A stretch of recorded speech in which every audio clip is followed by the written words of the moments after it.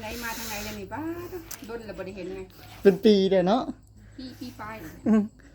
มากับซุ่มเขาไอ้ได้เป็นมาตัดผมก็เลยมาน้ำเพิ่นเลย แม่นะ หมดดิ ก็เลยบอกสมุกว่ามานำซุ่มเขาสาวไร่สาวนวลเพิ่นเลย โอ้สมุกบ่ได้มาเนาะมื้อนี้ แม่น เอาลูกแล้วเนาะมื้อนี้ แม่นมื้อนี้เพิ่นเอาลูกมื้อนี้เปลี่ยนกัน เปลี่ยนกัน เป็นไดอยู่ดีมีแฮง โดยอยู่ดีมีแฮงอยู่ไอ้จิตเอ้ยอยากลูกเป็นปอลูกอ่อนช่วงนี้ มีลูกก็ยากลูกเลยเนาะไม่ธรรม แม่ ดาน นะ เบิ่งหมูน้ำแน่เบิ่งลูกน้ำแน่ น้ำจะจบ มอหยังปีนี้มสามปีหน้ามสี่เนาะ บ่พี่นางออก ปีหน้าออกอ้าวคือว่าออก มีเงินน่ะเด้ คือเกิดก็ร้องเข้า พี่นางออกให้ออกเบิด ว่าเรียนจบก่อนเนาะ บ่ให้ออกแล้วพี่นาง อืมหมู่บ่นี่นะ เอื้อย เอื้อยละสาวละสาวของเจ้านี้น้องตุ๊กตา สบายดีนะ แม่นว่าน้องตุ๊กตา มาวันนี้จนใหญ่เนาะ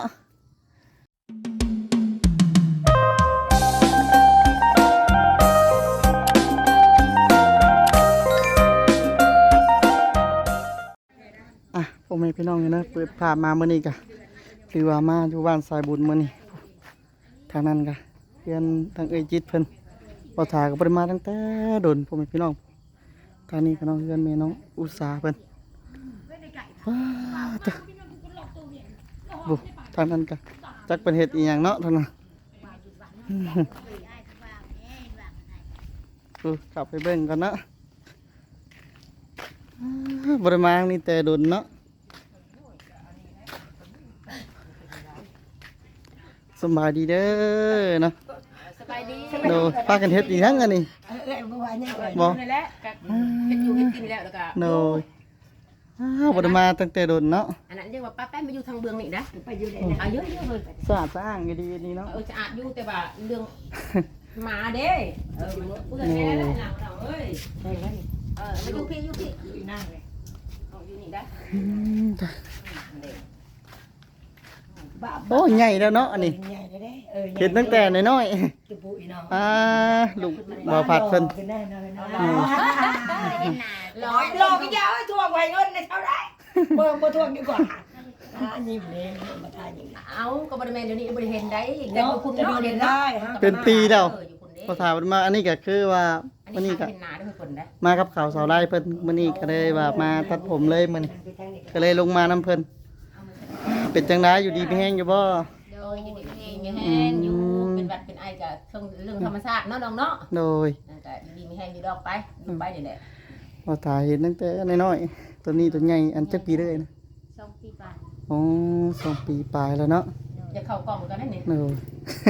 คนต่างคนเข้ากล้องกันนั่งลงลูกนั่งลง เฉพาะ ให้ได้อายมา สมุกมาถามสมุกว่ะบ่ทาดิจ้ะอุ้ยเพิ่นอยู่เฮือนว่ะ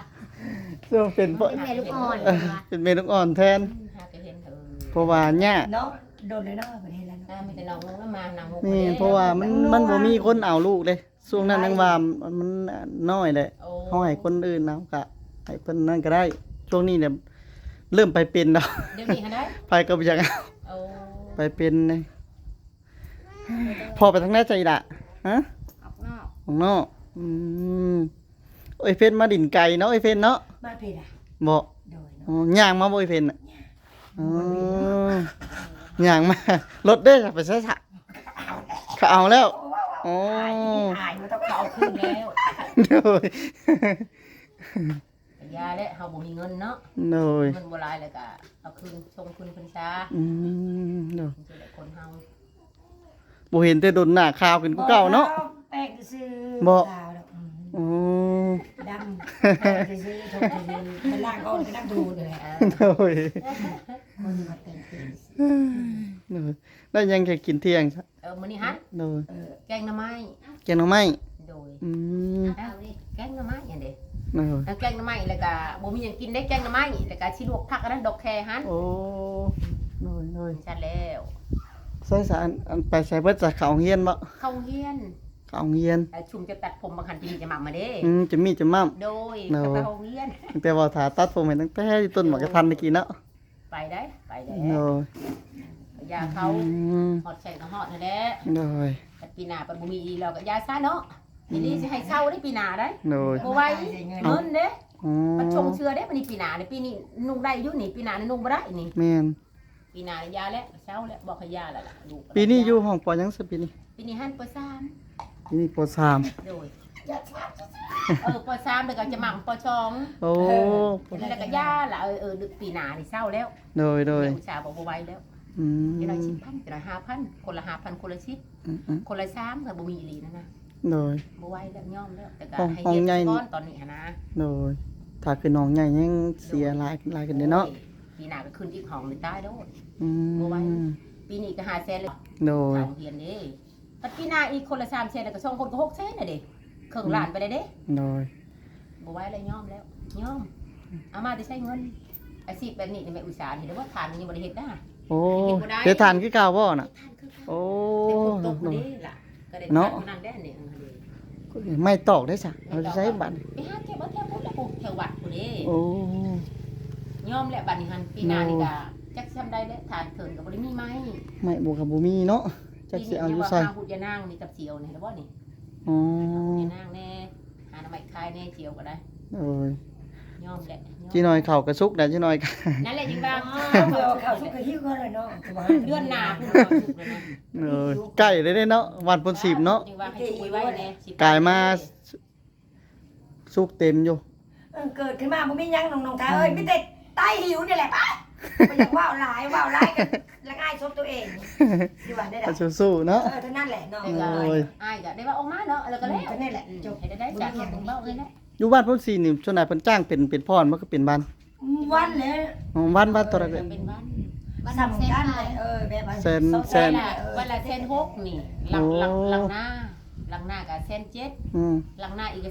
1,800 โอ้ ปัดหลังหน้าอีกก็200,000ก็มี ถ้าคือ200,000นี่เขาเจ้าเลี้ยงข้าวบ่ นี่ก็อาหารนั่นแหละเขาเฮาเองคงได้กับเขาเฮาเองเบิด อืม แต่กับเพิ่น โดยโดย นั้นยังไปจักอิ่มเด้ฮอดไว้เทิดอันยำมันเกี่ยวเขานั่นนะ อืม กินอาหารน้ำเพิ่นเขาเฮาเองนึ่งไปคู่มื้อ ใกล้เด้อซะเนาะรถไฟสายนี่ อันนี้ฮะ เจ้าบ่เชื่อสายเจ้าร ถอันพี่น้องนางจิตเด้อันนี้ฮะ อื พี่ ม น้องนางจิตมาแต่บ้านนอกคนนี้ทำเมืองชนเมืองชันไปแหละ โดยโดยบ่ได้มาแต่โดนบ้านก็หลายขึ้นเนาะหลายขึ้นทุกเก่า อยู่ น้ำมือแหละก็สิมาอยู่เมื่อใดน้องเอ้ย แม่นเริ่มเต็มเบิดเลยเนาะ สบาย ก็ก็เป็นบ้านคนหรือว่าบ้านใหญ่แหละต่อไปนี่ก็ โดยบ้านใหญ่แล้ว แม่น บ้านนี้เขาก็ออกมาอยู่เนาะเพิ่นก็ได้มื้อหน้า แม่นมันเริ่มเบิดเลยเนาะดินดอนตอนหญ้าค่ะ ก็สิบ่มีแล้วนะบ่มีแล้วมีผู้ชื่อหมดเลยล่ะดินก็ได้ ทางบ้านบ่ทาคือกันแหละเมื่อก่อนก็เป็นหน้าได้วก็เดี๋ยวนี้ก็เป็นเฮือน เอา ขอให้นั่นไปเรื่อย อันมาอยู่บ่มื้อนี้ฮะนางมุกก็มาบ่ได้มาบ่สม ๆบ่ได้มามื้อนี้มากับอันซุ้มเขาเสาไร่แล้วก็อัน เดี๋ยวนี้หาได้ แม่นกับสาวนวลแต่เพิ่นอยู่ถ่ายน้องสมโออยู่น้องสมโออยู่ เขาให้อยู่ เนาะ ถ่ายแล้ว ก็เลยบ่ทาก็เลยมาพี่ มาถาเพิ่น มาที่ใช่ไหม น้ำในกินน้ำผลบ่ช่วง ช่วงนี้พ้นช่วงนี้ปัดหยุดฝนตกแล้วแล้วก็ซื้อบัดนี้ฮะ อืม ถูกละ9,000 โอ้ย น้ำก็แพง กระแพงเนาะ โดยอันนั่ง คื ล อง ว่า ซะนั่งลงนั่งลงนั่งลง อ๋อเนาะ นั่งลงบักล่ะนั่งลงก็ยังเว้าอยู่เฮ็ดนั่นนั่งคุณลูกเข้ากล่องนั่นเด้อย่าเฮ็ดคนใหญ่คนเห็นนะลูกนั่งลงติดค่ำนั่งลงอ้าย อ๋อ นั่งลงซะโอ้ มีชื่อข้างในเนาะอันนี้ โอ้โหโห ไหลจากความ เลย นั่งนั่งลงนั่งเด้อคนหายนั่งลงนั่งลง ไปดูห้องกว่าคือคน อันนี้บ่ แหล่ ในนี่แหละ กระตุกน้อยนี่ไผนอนจ้ะตัวนี้ อันนี้ฮะ เสื้อนอน มึงเที่ยวกับนอนในนี้มึงเที่ยวกับนอนทั้งเหมือนกันนะ อ๋อ มีกองทานกับนอนในนี้บ่มีเดี๋ยวก็นอนทั้งนี่ เป็นเรือนครัวเนาะพอดีเหมาะเจาะเลยอืมเรียกว่าสีก็ยังบ่ตายเนาะทั้งเรือนของแม่นี่ มันสิตายแน่แต่บ่ตายแน่นะเนาะคือบ้านแล้วมันเป็นแบบนั้นเห็นไหมเมาๆมึง มันนั่นน่ะคนถึกเนาะ คนถือ บ่จะ สีของแท้ได้นี่ พ้นนั่น เพื่อนบ่ทางสีตายบ่ได้ นำพ้น แล้วจักปีแล้วบ่แม่อุตส่าห์ ปีป้ายแล้วบ้า ปีปลาบ่ เกี่ยวเข่าช่องเถื่อนหรอพ่อมึง จักแล้ว ช ช่องปีนี้แล้ว น่ะคอยซ้ำแล้วโอ้คนมาอยู่คนหมู่ได้น้องหลา ช่องปีนี้ ซองแล้วนี่ชุบยุมรามกูได้คอยได้มาอยู่ก่อนที่เจ้าน่ะ ดำแล้วก็เกี่ยวแล้วได้ แม่นซองแล้ว3 ปีนี่ได้ ปีปลายนี่แหละปีจะเข้าปีนี้แหละ2 ปี อีก นี่ สองปีปี สอง นี่แหละ ปี 2 ปีปีนี้แหละอยู่นี่ เลย คอยซ้ำแล้ว แม่น เสียซ้ำแล้วกู3 ปี อืม กูมาแต่ไกบุญมาไกล เลยเดี๋ยวว่ามาอยู่นี่ก็โดนตึบเลยเนาะ โดยโดน พุ่นบ่ได้ข่าวไปอีกบ่บัดนี้ บ่ได้ไปได้ โอ้ยังมีคนอยู่บ่พุ่น มีได้มีปลาวันน่ะเด้อยู่ไกลๆเท่านั้นนะ โอ้ ปลาวันเนาะ ในการกับอีหลานเด้ แม่นางหลาก็คือว่ามีแล้วนางหลาแต่ว่าสิซื้อก็น่ะหลาเด้ โดย มีแล้วดินเพื่อนมีพี่นะ อื เพิ่นต้อง ม ไปจุดทานซื้อ ไปเฮ็ดอยู่พุ่นเนาะ โดยเป็นปลาวัน จังสำบายเนาะ บนยู่อะนะ โดย เพิ่นก็อยู่ไปฉันแหละกับหลานผู้หนึงลูกผู้หนึง อื ของ ม สาวนั่นแหละหลานผู้หนึงเท่านั้นแหละ โอเคซะสิได้ก็ไปหาทางไอ้จิตเพิ่นก่อนบัดนี้ โดยสำบายดีเด้อบ่ทุกคนเนาะโดย ทุกคนเด้อ โดยโอ้ทางนี้ก็เป็นเพื่อนของไอ้จิตเพิ่นพวกนี้พี่น้องเลยก็ถ่ายก็บ่ได้มาตั้งแต่โดนเอ้ากุตุ่มน้อยยังอันนี้อืมเอาคนไปใช้สาร ไปเรียกแล้ว อืมโดยสบายดีเด้อเนาะ สบายดี โดยพากันเฮ็ดหยังนี่ป๊าตะโดยกินส้มเอาอืมตะ ไปทางไหนมาทางไหนเลยนี่บ้าโดนแล้วบ่ได้เห็นไง เป็นปีเลยเนาะ พี่ปลายเลย มากับซุ่มเขาไอ้ได้เป็นมาตัดผมก็เลยมาน้ำเพิ่นเลย บอก แม่นะ หมดดิ ก็เลยบอกสมุกว่ามานำซุ่มเขาสาวไรสาวนวลเพิ่นเลย โอ้สมุกบ่ได้มาเนาะมื้อนี้ แม่น เอาลูกแล้วเนาะมื้อนี้ แม่นมื้อนี้เพิ่นเอาลูกมื้อนี้เปลี่ยนกัน เปลี่ยนกัน เป็นไดอยู่ดีมีแฮง โดยอยู่ดีมีแฮงอยู่ไอ้จิตเลยอยากลูกเป็นพอลูกอ่อนช่วงนี้ มีลูกก็ยากลูกเลยเนาะไม่ธรรม แม่ ดาน นะ เบิ่งหมูน้ำแน่เบิ่งลูกน้ำแน่ น้ำบ่ท่วม แถวบ้านน้ำบ่ท่วมบ่ ท่วมที่ไหนแถวบ้าน ถ่วมแต่หน้า ท่วมที่ นาแถวโน้นนั่นเนาะอยู่แถวทุ่งนั่นเนาะ แม่นแต่คือบ้านบ่ถ่วมนอกบ้าน อืม เป็นจังไดอยู่ดีมีแฮงอยู่บ่ไอ้จิต อยู่ดีมีแฮงขาดแต่เงินคือ อื เก่าม ที่เก่าเนาะ คือเก่า เอ้ยกินสมกิ่งดีเนาะอุ้ย เห็นไหม เอา เป็นไดเช้าๆทางบ้านน่ะ อยู่ใส่ครับ ผู้สาวทางนั้นค่ะ อ๋ออยู่เพิ่นบ่ แม่น เพิ่นยังถ่ายน้องอันนั่นอยู่ เอ่อ ยังถ่ายน้องสมโอ เอ่อ เขา อันเขาเปิดไปโรงเรียนน่ะ ยังบ่ทันไปพงหนึงนี่ ปกติเขาเข้าบ่ายโมงครึ่งเลย เนาะใช่น้องอันตัวหนึงยังก็ไปเบิดเด้อบ่นี่ เรียนแล้ว โอ้ไปเบิดทุกคนนี่เนาะ แม่น มาวันนี้บ้านหลายกันกูเก่าเนาะไอ้จิต แม่นเพื่อนเขาก็ขึ้นมา มาตั้งแต่นี่บ้านยังบ่ได้ได้ โดนมาจนไหนเขายังได้ร้ายแล้วเขาเอาลูกกับผัวยังร้ายอยู่หน่อยนึงเขาใหญ่กว่าเด็ก นะมาไอ้จิตบัดบ่นี่น่ะ แม่นไปได้เอาเมื่อตัวน่ะของโอ้ค่ะ นี่อ้วนมัน มันคือลาย แม่น เขายังมือเกลือมากมือนี่ อืม มึงแดงไงสิเกลือ ท้องกันจิแตกสมุกเป็นเกลือ มันเห็นมันถ่ายชงให้เบิ่งเนาะ อืม กินแท้กินหวานเนาะ เนาะ มันไม่ปวดท้ายกัน เอา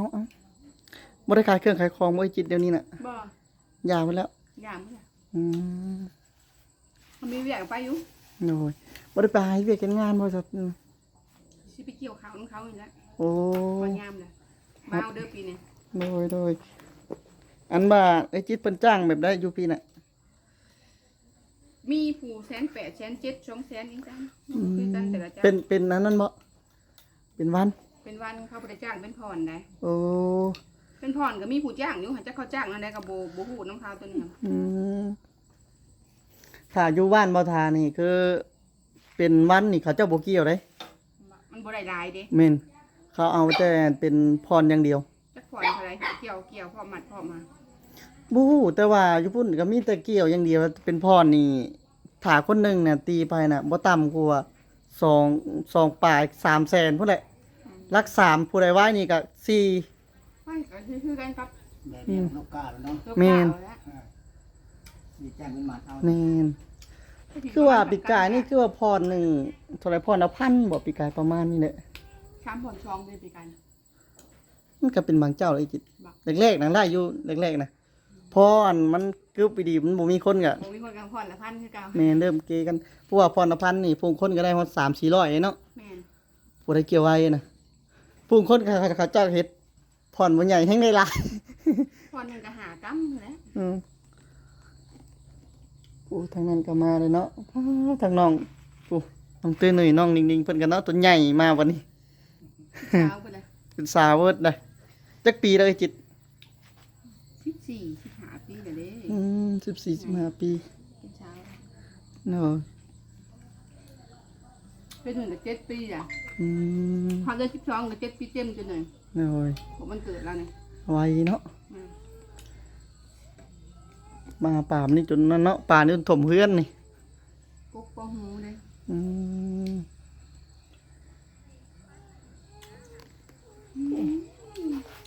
ยังยัวๆอยู่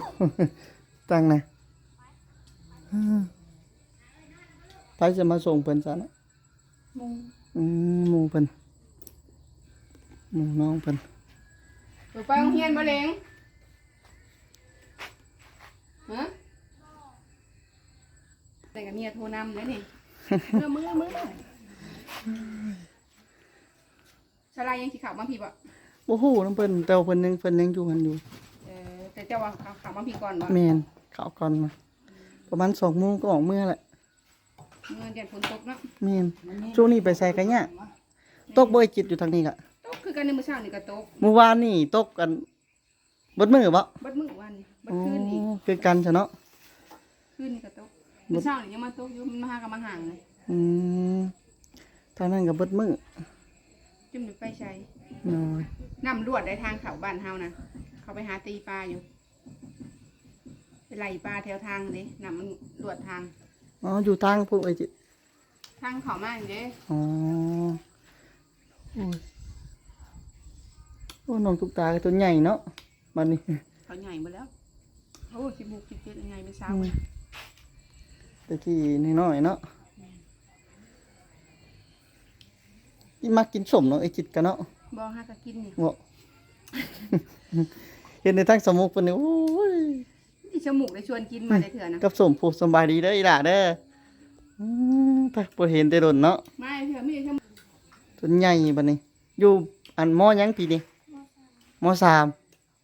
ปีหน้าม.4เนาะ บ่พี่นางออก ปีหน้าออกอ้าวคือว่าออก มีเงินน่ะเด้ อืม พี่นางออกให้ออกเบิด